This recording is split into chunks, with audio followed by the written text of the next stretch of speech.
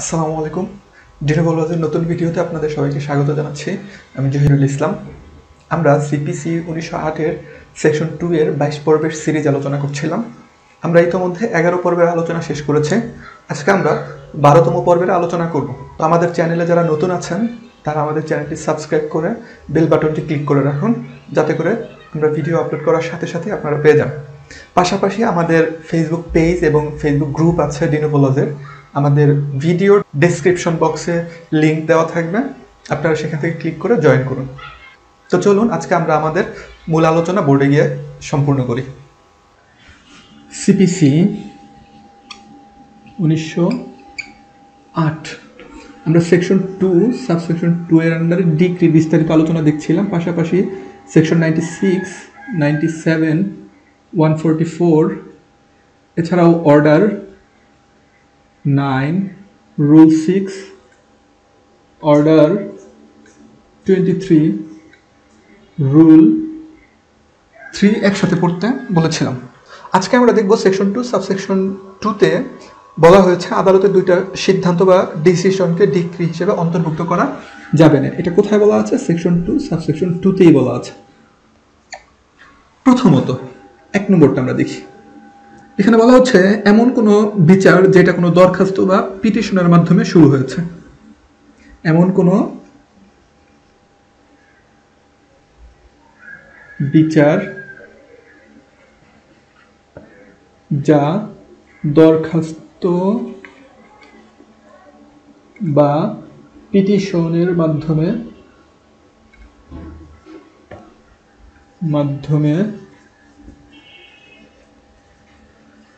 শুরু হয়েছে এবং উক্ত বিচারের যে সিদ্ধান্ত হয় তার বিরুদ্ধে আপিল করা যেতে পারে। তো এই ধরনের দরখাস্তের মাধ্যমে শুরু হওয়া বিচারের যে অর্ডার আসে সেটাকে ডিক্রি বলা যাবে না। তো এই ধরনের দরখাস্তের মাধ্যমে যেই বিচারটা হয় তার যে অর্ডারটা আসে সেটাকে কি বলা যাবে না? ডিক্রি বলা যাবে না, অর্থাৎ ডিক্রি হিসেবে অন্তর্ভুক্ত হবে না। তাহলে এটাকে কি নামে ডাকতে হবে? এটাকে অর্ডার বলতে হবে, অর্ডার। তাহলে এমন কোনো বিচার যেটা কোনো দরখাস্ত বা পিটিশনের মাধ্যমে শুরু হয়েছে এবং উক্ত বিচারের যে সিদ্ধান্ত হয় তার বিরুদ্ধে আপিল করা যায়, এই ধরনের দরখাস্তের মাধ্যমে শুরু হওয়া বিচারের যে অর্ডার আসে সেটাকে ডিক্রি বলা যাবে না। এগুলোকে অবশ্যই কি বলতে হবে? অর্ডার বলতে হবে। যেমন temporary injunction, attachment before judgment, appointment of commission, arrest before judgment, এগুলো সবই হচ্ছে অর্ডার, আর এগুলো সবই দরখাস্তের মাধ্যমে শুরু হয়।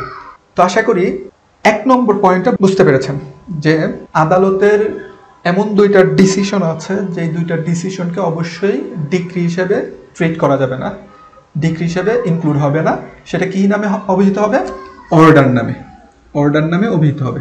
তো এক্সাম্পল স্বরূপ আমি কি বলেছি? টেম্পোরারি ইনজাংশনের কথা বলেছি, তারপরে অ্যাটাচমেন্ট বিফোর জাজমেন্টের কথা বলেছি, এছাড়াও বলেছি appointment of commission, arrest before judgment. এই সবগুলোই দরখাস্ত বা পিটিশনের মাধ্যমে শুরু হয়। তো এই দরখাস্তের যে ডিসিশন আদালত দেয় ওই ডিসিশনটাকে অবশ্যই অর্ডার নামে ডাকতে হবে, ডিক্রি বলা যাবে না। তো চলুন এবার 2 নম্বর যে ডিসিশনটা আছে আদালতে ওইটা একটু দেখি।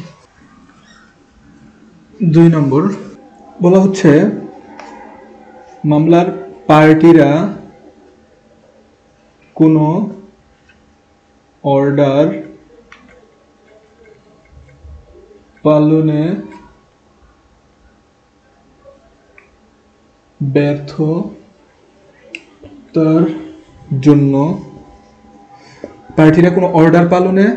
ব্যর্থতার জন্য প্রদত্ত খারিজ আদেশকে ডিক্রি বলা যাবে না। তাহলে বলা হচ্ছে পার্টিরা কোনো অর্ডার যদি পালনে ব্যর্থ হয় অর্থাৎ পার্টিদের ডিফল্ট হয় কোনো অর্ডার পালনের, সেক্ষেত্রে আদালত যদি কোনো খারিজ আদেশ দেন, ওই ডিসিশনটাকে, খারিজ আদেশের ডিসিশনটাকে ডিক্রি বলা যাবে না, তাহলে কি বলতে হবে? অর্ডার বলতে হবে, অর্ডার নামে অভিহিত করতে হবে। যেমন বাদী মামলার শুনানি তারিখে হাজির হয়নি, বাদী সমনের পোস্টাল চার্জ দেয়নি, বাদী কোর্ট ফিস দেয়নি, তো এজন্য মামলা খারিজ হয়ে গেল। তো এগুলোকে বলা হবে হচ্ছে অর্ডার। অর্থাৎ বাদী শুনানি যদি হাজির না হন, তাহলে কিংবা সমনে পোস্টাল চার্জ যদি না দেন, কিংবা পার্টি যদি কোর্ট ফিস না দেয়, তো এই সকল কারণে যদি কি হয়? খারিজ হয়। আর খারিজের যে আদেশটা, ওই আদেশটাকে কি বলা হবে? অর্ডার নামে ডাকা হবে।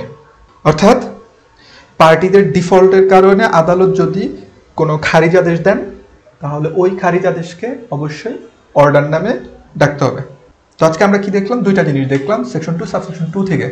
সেকশন 2 এর সাবসেকশন 2 তে বলা হচ্ছে দুইটা সিদ্ধান্ত যা আদালত কর্তৃক প্রদত্ত হয়, এই সিদ্ধান্তকে ডিক্রি হিসেবে অন্তর্ভুক্ত করা যাবে না, তাকে অবশ্যই অর্ডার হিসেবে অন্তর্ভুক্ত করতে হবে। তার মধ্যে আমরা প্রথমটা দেখেছিলাম যে এমন কোনো বিচার যেই বিচারটা স্টার্ট হয় সেটা কিসের মাধ্যমে? দরখাস্ত বা পিটিশনের মাধ্যমে স্টার্ট হয়। আর এই বিচারের যে সিদ্ধান্তটা হয় তার বিরুদ্ধে কি করা যায়? আপিল করা যায়।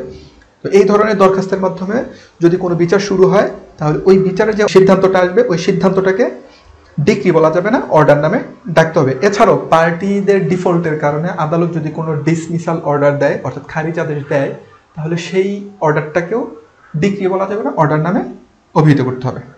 তো আশা করি আজকে আমাদের এই 12তম পর্বের আলোচনা আপনাদের ভালো লেগেছে। যদি ভালো লেগে থাকে তাহলে অবশ্যই লাইক, কমেন্ট, শেয়ার করতে ভুলবেন না। পাশাপাশি আমাদের চ্যানেলের প্লে লিস্ট সেকশন থেকে আমাদের অন্যান্য যে ভিডিওগুলো আছে অন্যান্য আইনের উপরে, সেইগুলো অবশ্যই দেখে নেবেন। তো পরবর্তী ভিডিও দেখার আমন্ত্রণ জানিয়ে আজকের মতো এখানে শেষ করছি। আল্লাহ হাফেজ।